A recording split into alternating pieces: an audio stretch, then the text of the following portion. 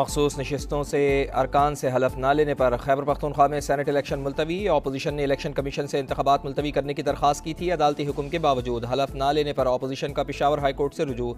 समाअत कुछ देर बाद होगी। स्पीकर के फैसले पर नजरसानी की दरख्वास्त भी सुनी जाएगी।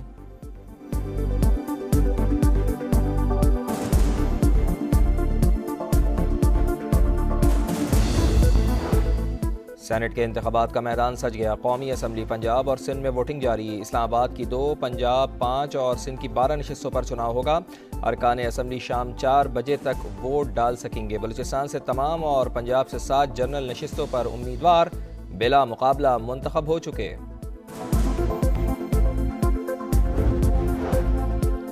वफादारी तब्दील करने का खदशा। सुन्नी इत्तेहाद काउंसिल का अपने अरकान से हलफ लेने का फैसला। वज़ीर आला अली अमीन गंडापुर बोले, हलफ लेने का मकसद MPAs की वफादारी तब्दील करने से बचना है। अगर किसी ने हॉर्स ट्रेडिंग का सोचा तो पार्टी में उनकी कोई जगह नहीं होगी। कानूनी कार्रवाई भी की जाएगी।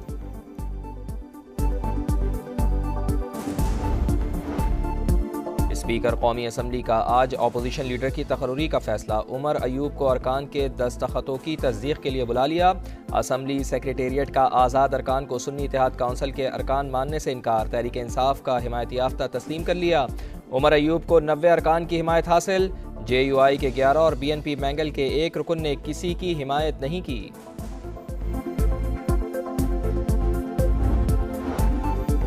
184(3) की दरख्वास्त डाल दो, अदालती वक्त ज़ाया करो फिर वापस ले लो।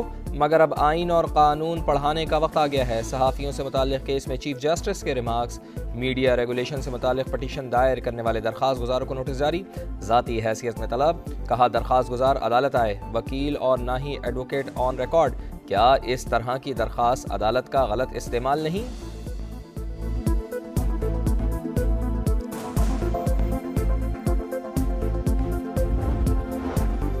मुकाबला करने वाले बॉयकॉट कर गए। सेनेट इलेक्शन में 12 नशिस्तें जीत जाएंगे। तय कर लिया किन को कामयाब कराना है। वज़ीर आला मुराद अली शाह की गुफ्तगू। कहा, सूबे में अमन अमान की सूरत हाल तसल्ली बख्श नहीं। जनवरी और फरवरी में क्राइम रेट बढ़ा, जल्द काबू पा लिया जाएगा।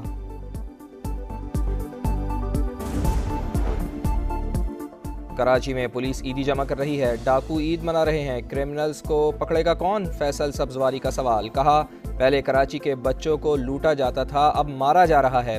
मुजरिमों के पास बख्तरबंद गाड़ियां नहीं, फिर क्यों ऑपरेशन नहीं हो रहा? वफाकी वज़ीर दाखिला कराची आएँ, हमारे लोगों को मारा जाता रहा तो हम हुकूमत छोड़ देंगे। इस वक्त सियासी इस्तेहकाम सबसे बड़ी ज़रूरत है। सियासी इस्तेहकाम आएगा तो मुआशी इस्तेहकाम आएगा। हम आगे आकर अवामी मसाइल का हल ढूंढने की कोशिश कर रहे हैं। क्या इनकी सियासत सिर्फ जला दो और गिरा दो है? वफाकी वज़ीर मुसद्दिक़ मलिक की गुफ्तगू। कहा, पेट्रोल की कीमतें हमारे कंट्रोल में नहीं। नई हुकूमत में डॉलर और रुपए की कदर में इस्तेहकाम आया।